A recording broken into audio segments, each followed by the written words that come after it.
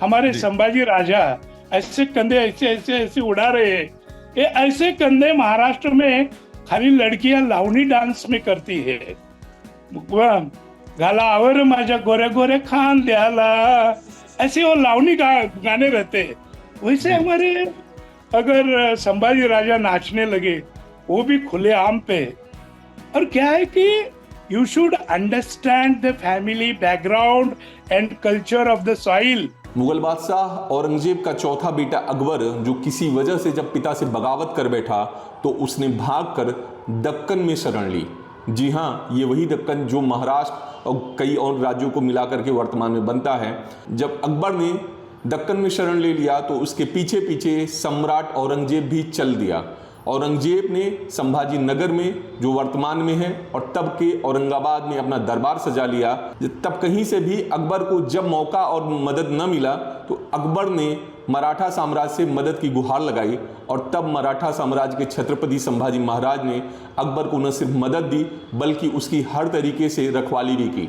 साथ ही संभाजी महाराज ने एक पत्र भी सम्राट औरंगजेब के लिए लिखा। उस पत्र की बात कभी और करेंगे, लेकिन आज बात इस वजह से मैं कर रहा हूं क्योंकि वजह बहुत ही वाजिब है और बॉलीवुड ने ये वजह दी है। अभिवादन स्वीकार करिए, मैं हूं स्वाधीन तिवारी और आप देख रहे हैं नवभारत लाइव। संभाजी महाराज औरंगजेब पर बात इसलिए हो रही है क्योंकि विकी कौशल की एक मोस्ट अवेटेड मूवी जो पीरियड हिस्टोरिकल ड्रामा है वो रिलीज होने वाली है। उसका ट्रेलर आ चुका है। दर्शक जहां ट्रेलर को बहुत सारा प्यार दे रहे हैं, लेकिन मूवी के एक सीन को लेकर के विवाद भी शुरू हो गया है। उस सीन कुछ ये है कि ट्रेलर में संभाजी महाराज को नृत्य करते हुए दिखाया जा रहा है। इसी को लेकर के सारा विवाद शुरू हुआ है और विवाद काफी ज्यादा तूल पकड़ भी रहा है। लेकिन इसी विवाद पर एक बात मैंने करने की कोशिश की महाराष्ट्र के प्रसिद्ध इतिहासकार और संभाजी महाराज पर एक किताब लिखने वाले इतिहासकार विश्वास पाटिल जी से। विश्वास पाटिल जी ने संभाजी महाराज के जीवन से जुड़े कुछ अनछुए पहलुओं को बताया। क्या कुछ कहा उन्होंने, देखिए इस वीडियो में। मेरे साथ है विश्वास पाटिल सर, जिन्होंने छत्रपति संभाजी महाराज से लेकर के मराठा इतिहास, खासतौर पर महाराष्ट्र के इतिहास और हम सबके प्रिय और छत्रपति शिवाजी महाराज पर कई बेहतरीन किताबें लिखी हैं। सर के साथ मैं चर्चा इसलिए कर रहा हूं क्योंकि उनकी बॉलीवुड की मोस्ट अवेटेड मूवी खासतौर पे वो रिलीज होने वाली है कुछ ही दिनों में। वो मूवी जो कही जा रही है कि छत्रपति संभाजी महाराज, जो शिवाजी महाराज के सबसे बड़े सुपुत्र थे, उनकी बायोपिक है। उनकी जिंदगी, उनके उनके कार्यों पर बेस्ड है। तो विश्वास पाटिल सर मुझे लगा कि बहुत ही उपयुक्त व्यक्ति रहेंगे कि क्या मूवी और जो पर्दे पर और जो किताबों में बातें कही जाती हैं हकीकत की, वो कितनी सही होती हैं, और फिल्मी पर्दों पर वो बातें जो होती हैं वो कितनी सही होती हैं, वो सारे सच को बताने के लिए। क्योंकि जैसे ही मूवी का ट्रेलर रिलीज हो गया है सर, अगर आपने भी देखा होगा, उसके बाद विवाद, या जैसे कि ऐतिहासिक जब पीरियड ड्रामा मूवीज रिलीज होती हैं, बनती हैं, तो उनको लेकर के विवाद शुरू हो जाते हैं। तो सर मेरा पहला सवाल यही रहेगा कि मराठा इतिहास के सबसे शक्तिशाली सम्राटों में से एक छत्रपति संभाजी महाराज की जिंदगी पर आपने जो किताब लिखी है, और जो मूवी में किरदार, अभी ट्रेलर को देख करके माना जा रहा है कि जो किरदार उनके ऊपर निभाया गया है, दो फिल्मी पर्दे और किताब, कितना अलग होता है, कितना सही होता है आपके हिसाब से? नहीं, ये तो बात मैं नहीं बता सकता क्योंकि हमारे सामने कुछ मिनट का ट्रेलर ही है। हमने कुछ मूवी नहीं देखी है, तो मूवी के अगेंस्ट या फॉर कमेंट करना ये इनजस्टिस रहेगा। लेकिन जो कुछ बातें हम कर सकते हैं, जो हमारे सामने जो ट्रेलर है उसके बारे में बात कर सकते हैं। देखिए, इस सब्जेक्ट में बहुत हिस्टोरियंस है महाराष्ट्र में। लेकिन नॉवल फॉर्म में, उपन्यास फॉर्म में बड़ा काम शिवाजी सावंत, जिन्होंने छावा नाम की उपन्यास लिखी, और ये मेरी संभाजी उपन्यास, जी। ये भी जी। इंग्लिश, मराठी, कन्नड़ वगैरह में उपलब्ध जी। है। जी। ये हमारा मेन काम संभाजी महाराज पे है। जी। वैसे ये दो उपन्यास आने के पहले संभाजी राजा की प्रतिमा मराठा कुछ लोगों ने महाराष्ट्र में थोड़ी सी अच्छी तरह से नहीं देखी थी। तो जी। ऑन हिस्टोरिकल फैक्ट, जब हमारे ये दोनों उपन्यास आई, छावा और संभाजी, उसके बाद अलग अलग तरीके से लोग संभाजी राजा की तरफ देखने लगे, जो सही पिक्चर वास्तव में था। जी सर, इसी जो आपने एक बड़ी महत्वपूर्ण बात कही कि आपकी किताब या फिलहाल जिन किताबों का आपने जिक्र किया वो उपन्यास और वो किताबें जब तक दर्शकों और लोगों के बीच में नहीं आई थी, माना ये जा रहा, तो जो आपने सच भी कहा, इस बात की प्रमाणिकता सर कुछ इस बात से हो जाती है कि अगर हम ये देखें कि 70 के दशक और 90 के दशक में जो किताबें या जो इतिहास हमें लोगों को, चाहे वो स्कूली पाठ्यक्रम में हो या लोगों के बीच में आता था, खासतौर पे भारतीय भारतीय राजनेता, भारतीय नेताओं, भारतीय लोगों के बारे में जो गौरवशाली इतिहास कहा जाता था, वो नहीं आता था। आपने जो जिक्र किया सही बात है, और जहां तक मैं समझ पा रहा हूं कि छत्रपति संभाजी महाराज पर पहली बार बॉलीवुड में इतने बड़े बजट की एक मूवी आ रही है, और जो आपने कहा, अपनी बातें कही, वैसे क्या वजह सर आप पाते हैं अब और पहले, कि पहले हमें हमारे इतिहास से इतना ज्यादा दूर रखा जाता था, और अब हमारे ऐतिहासिक जो कह सकते हैं हमारे जो गौरव के प्रतीक रहे हैं, जो राजा महाराजा रहे, उन पर अब ऐतिहासिक फिल्में बन रही हैं, उन पर पॉजिटिव नोट में बन रही हैं, ये क्या वजह आप मानते हैं इसमें? पहला मैं ये बता दूंगा कि मराठी में सबसे ज्यादा ड्रामा, जिसको प्ले कहते हैं, हम नाटक कहते हैं, वो संभाजी महाराज पे मोर देन 80 से ज्यादा ड्रामाज आए थे लास्ट 100 इयर्स में।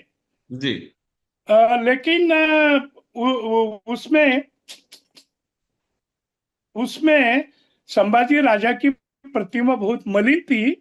लेकिन ऑल इंडिया लेवल पे अभी छावा नाम का मूवी लक्ष्मण उत्तेकर ला रहे हैं, ये खुशी की बात है हमारे लिए, क्योंकि जी हमारा जो रियल हीरो, जैसे कहते हैं कि आयरलैंड का ब्रेवहार्ट था, वैसे जी महाराष्ट्र का ब्रेवहार्ट राजा संभाजी है। और उन पर ये मूवी आई है, आ रही है, उनका हम स्वागत करते हैं। मन में हमें संतोष की भावना जरूर है।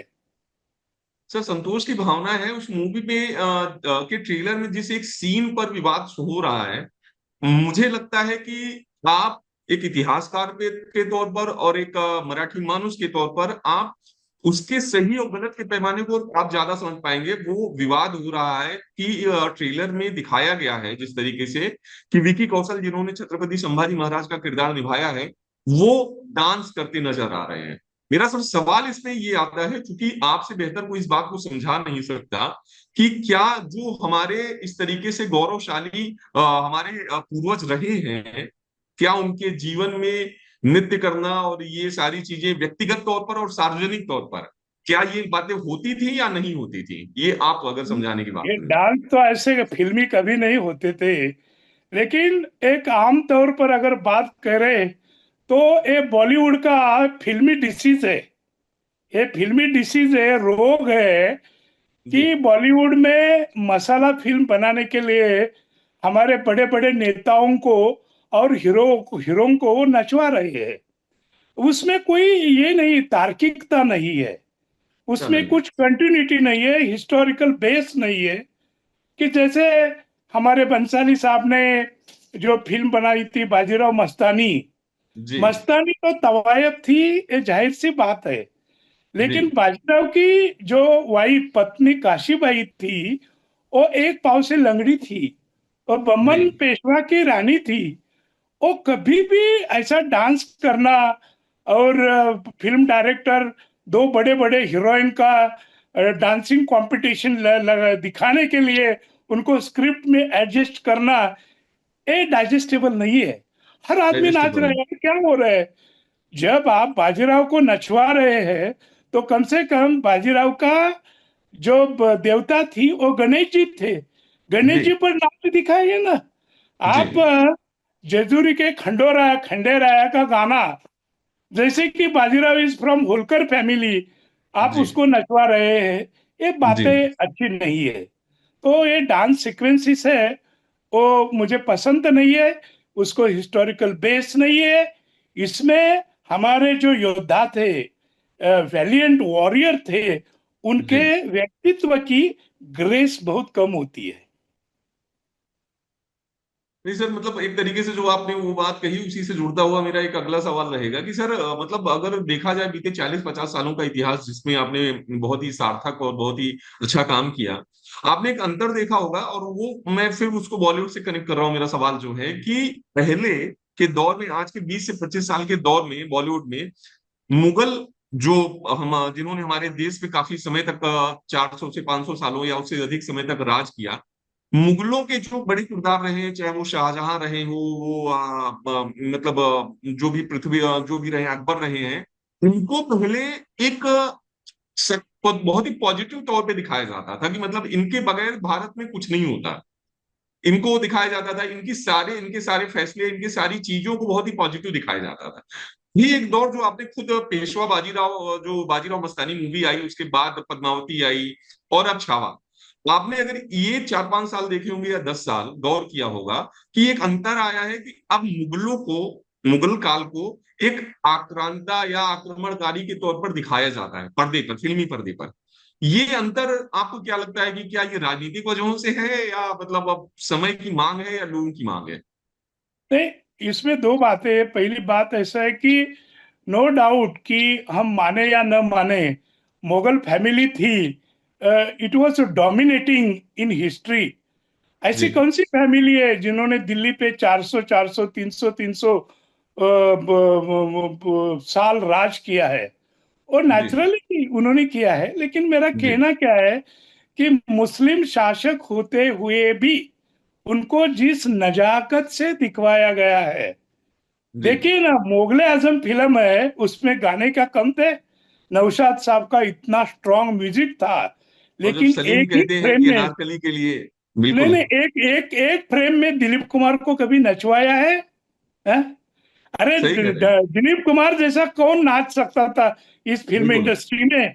जी। नहीं न लड़ गई है मनवा कसक वही बेकरी, क्या बिल्कुल सर, डांस बिल्कुल। था!